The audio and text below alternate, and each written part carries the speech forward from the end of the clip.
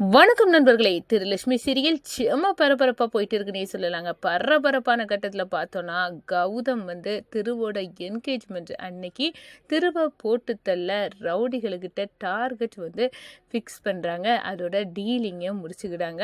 இவ்வளோ ரூபாய் தருவேன், நீங்கள் அந்த அவனை போட்டு தள்ளிட்டு அமௌண்ட்டை வாங்கிட்டு போயிட்டே இருக்கலாம் அப்படின்னு டீலி போட்டுறாங்க. டீலிங்கை ஒரு கட்டத்தில் பார்த்தோன்னா, நம்ம திருவை அந்த ரவுடிகள் குறியிலிருந்து நம்ம லட்சுமி காப்பாத்திறாங்கன்னு சொல்லலாம். அதோட பார்த்தோம்னா நம்ம காஞ்சனா பயங்கரமாக அம்பிகாவை மிரட்டுறாங்க. இந்த பாரு, நீ மட்டும் என் பொண்ணோட நிச்சயதார்த்தத்தில் திருக்கண்ணு முன்னாடி வந்துடக்கூடாது, நீ ஒதுங்கியே இருக்கணும், நீ உன் கணவரோட துணியை போட்டுக்கணும், நீ ஆசைப்பட்டால இப்போ நீயே என்கேஜ்மெண்ட்டுக்கு வரக்கூடாதுன்னு நான் சொல்லுறேன், நீ வந்தா அவ்வளோதான் அப்படின்னு மிரட்டுறாங்க. இதையும் நம்ம லட்சுமி பார்த்துறாங்க. அடடா, உப்பு கூட மாற்றதுலையும் அதே பிரச்சனை தான் பண்ணினாங்க. கடைசியில் உப்பு கூடையும் கீழே போட்டாங்க.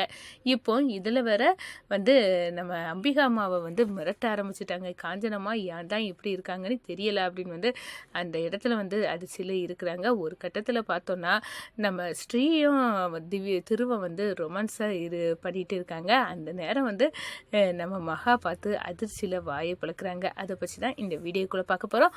அதுக்கு முன்னாடி சேனலுக்கு லைக் அண்ட் சப்ஸ்கிரைப் பண்ணுங்கள் ஃப்ரெண்ட்ஸ். பக்கத்தில் இருக்க பெல் ஐகானையும் கிளிக் பண்ணுங்கள். அப்போ தான் நான் போடுற ஒவ்வொரு வீடியோவும் நோட்டிஃபிகேஷனாக உங்களுக்கு கிடைக்கும். வாங்க ஃப்ரெண்ட்ஸ், வீடியோக்குள்ளே போகலாம். ஃபஸ்ட்டு எடுத்த உடனே பார்த்தோன்னா ஒரு செம்ம அதிரடியான பரபரப்பு கட்டம் தான். பரபரப்பான கட்டத்தில் மத்தியில் தாங்க மகாவும் நம்ம திவ்யாவும் மொட்டை மாடியில் பேசிகிட்டு இருக்காங்க. திரு அப்போ தான் நம்ம திவ்யாவை தேடுறாங்க. திவ்யா எங்கே அப்படின்னு அந்த இடத்துல கேட்குறாங்க ஃபோனை போட்டு. அப்போ தான் நான் மகா கிட்ட பேசிக்கிட்டு இருக்கிறேன் அப்படின்னு சொன்னோன்னா, நானே வரேன் அப்படின்னு அந்த இடத்துல வராங்க. ஒரு கட்டத்தில் அடடா, இவர் வந்தால் சரிப்படாது, நம்ம இங்கே இருக்கக்கூடாது, அக்கா எனக்கு தண்ணி குடிக்கணும், நான் போகிறேன் அப்படின்னு அந்த இடத்துல நம்ம மகா நைஸாக எஸ்கேப் ஆகி போகிற நம்ம திரு திவ்யா கூட ரொமான்ஸில் இருக்காங்கன்னு சொல்லலாம். ஒரு கட்டத்தில் பார்த்தோன்னா நம்ம திவ்யாவை தூக்கி, இந்த பாரு, நாளைக்கு நம்ம இவ்வளோ நாள் லவர்ஸாக இருந்தோம், நாளைக்கு நம்ம நிச்சயதார்த்தம், நான் உன் கையில் மோதிரம் போட போகிறேன், மோதிரம் உனக்கு பிடிச்சிருக்கா அப்படின்னு சொல்ல நேரம், ஆமாம், இவ்வளோ நேரம் மகா அந்த மோதிரத்தை பார்த்து உன்னோட மனசு கணங்கா அந்த வெள்ளைகள் இருக்குது அப்படின்னு சொன்னா, இது என் மேலே வச்சுருக்க பாசத்தின் அடையாளம்னு சொன்னா, உனக்கு என் மேலே அவ்வளோ பாசம் இருக்கா திரு அப்படின்னு கேட்க நேரம், ஆமாம், இதை மகா எப்படி கண்டுபிடிச்சிட்டா அப்படின்னு அந்த இடத்துல திரு என்னமோ இந்த மகாவுக்கு தெரிவு அப்படின்னு அந்த இடத்துல கொஞ்சம் யோசிக்கிறாங்க. மகாவை பற்றி ஒளிஞ்சிருந்து திவ்யாக்காவும் நம்ம கணவரும் என்ன பண்ணுறாங்கன்னு பார்த்தா, ஒருத்தர் நம்ம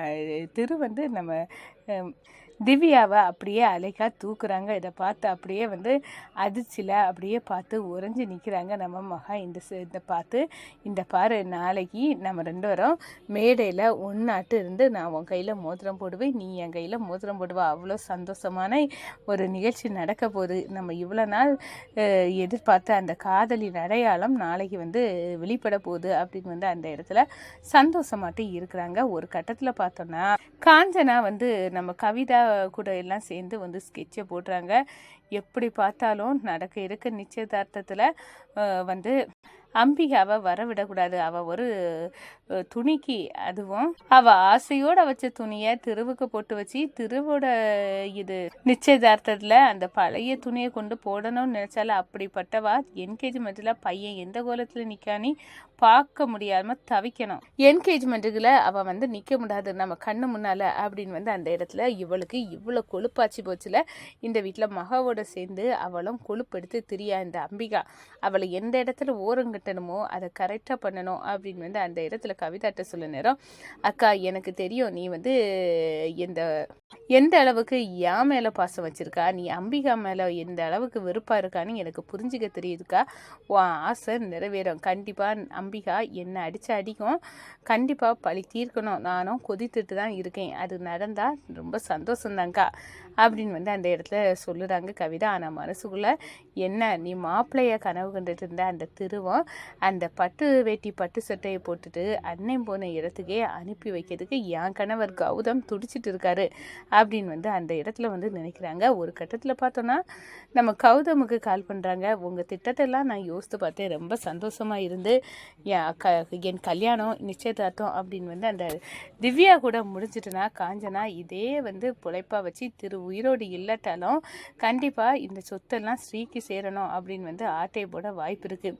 அப்படி நிச்சயதார்த்தத்துக்கு முன்னாடியே தீர்த்து கட்டிட்டோன்னா எந்த பிரச்சனையும் வராது. திருவோட சொத்தை எல்லாம் நம்ம 2 பேரும் சுருட்டிட்டு நம்ம கணவன் மனைவியாட்டு அனுபவிக்க வசதியாக இருக்கணும் அப்படின்னு வந்து கவிதா வந்து நம்ம கௌதமுக்கிட்ட பேசுகிறாங்க.